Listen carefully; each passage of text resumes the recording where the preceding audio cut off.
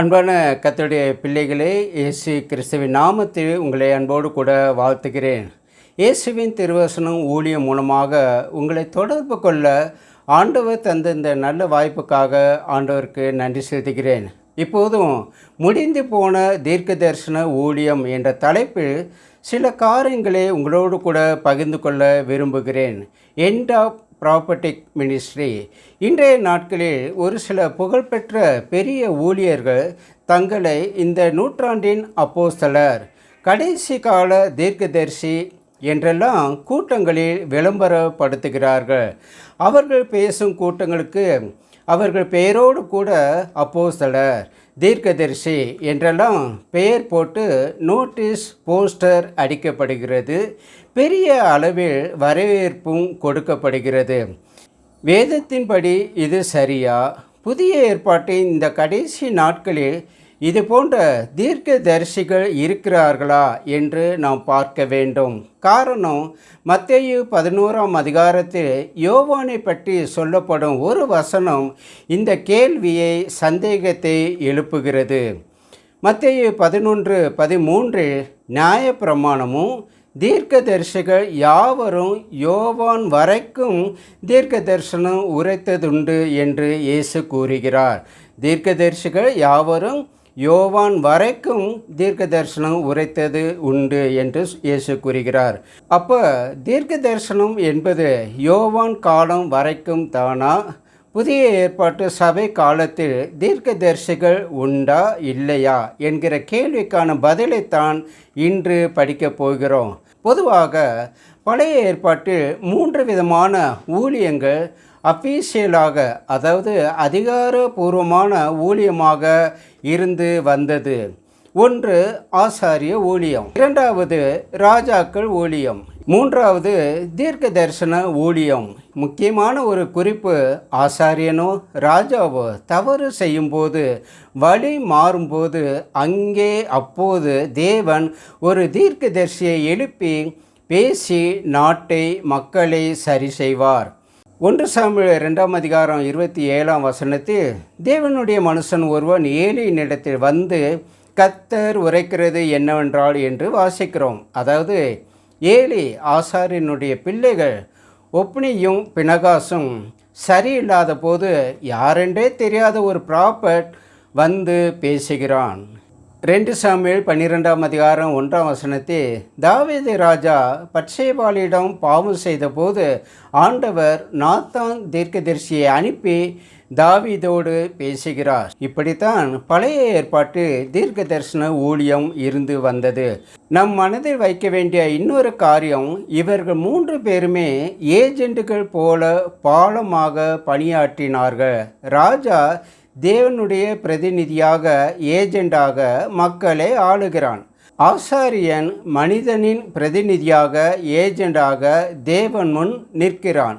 தீர்க்கதரிசி தேவனின் பிரதிநிதியாக, ஏஜெண்டாக ஏலியிடம் பேசுகிறான். அடுத்து கடைசியாக இந்த தீர்க்க தரிசன ஊழியம் வரம் புதிய ஏற்பாட்டில் எப்படி இருக்கிறது, எப்படி செயல்படுகிறது என்று பார்ப்போம். புதிய ஏற்பாட்டு தீர்க்கதரிசி இருக்காரா இல்லையா என்ற கேள்வி இப்போது கொரோனா இருக்கா இல்லையா என்று கேட்பது போல உள்ளது. கொரோனா இருக்கா இல்லையா என்பதற்கு 2 விதமான பதில்கள் உண்டு. முதல் பதில், கொரோனா இப்போது பெயர் மாறி உருமாறி உள்ளது. 2வது பதில், இப்போது வீரியம், அதாவது பவர் குறைந்து உள்ளது. புதிய ஏற்பாட்டு தீர்க்கதரிசிகள் இருக்கிறார்களா இல்லையா என்கிற கேள்விக்கும் இதே 2 பதில்கள் தான் வருகிறது. நம்பர் 1, 21ஆம் நூற்றாண்டில் புதிய ஏற்பாட்டு சபையில் தீர்க்க தரிசனம் என்பது பெயர் மாறி உருமாறி உள்ளது. நம்பர் 2, புதிய ஏற்பாட்டு சபையில் தீர்க்கதரிசிகளின் ஊழியம் அவசியம். வீரியம், அதாவது பவர் குறைந்து அதன் எஃபெக்ட் மாறி உள்ளது.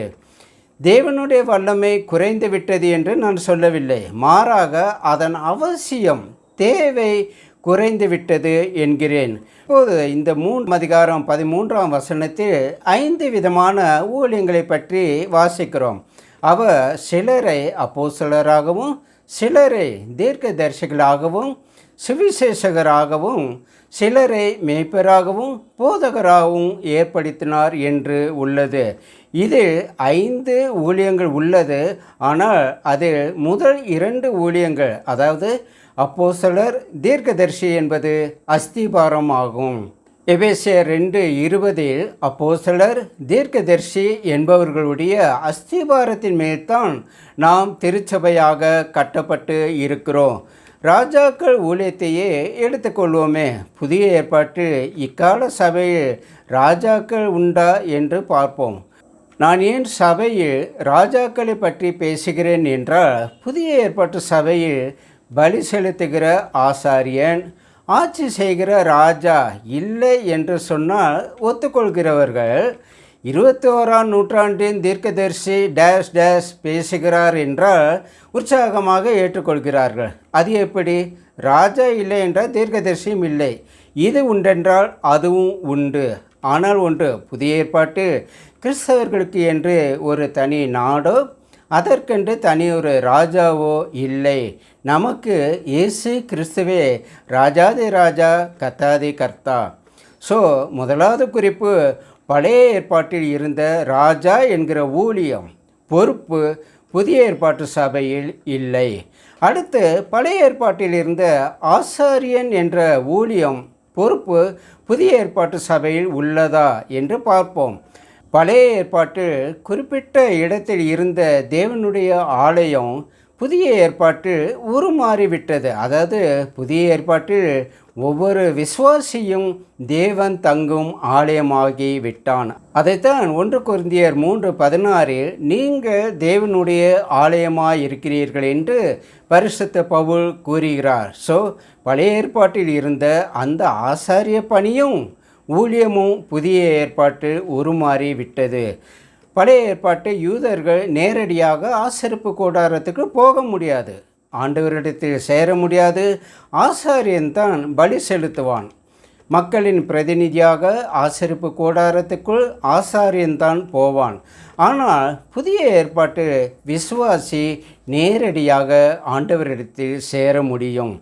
எபிரேயர் 4:16 நாம் நேரடியாக தைரியமாக கிருபாசன தண்டையில் சேர முடியும். ஸோ பழைய ஏற்பாட்டில் இருந்த ஆசாரிய பணியும் புதிய ஏற்பாட்டில் உருமாறிவிட்டது. இதைத்தான் 1 பேதுரு 2:9 நீங்களோ ராஜரீகமான ஆசாரிய கூட்டமாயும் பரிசுத்த ஜாதியாயும் இருக்கிறீர்கள் என்று பேதுரு கூறுகிறார்.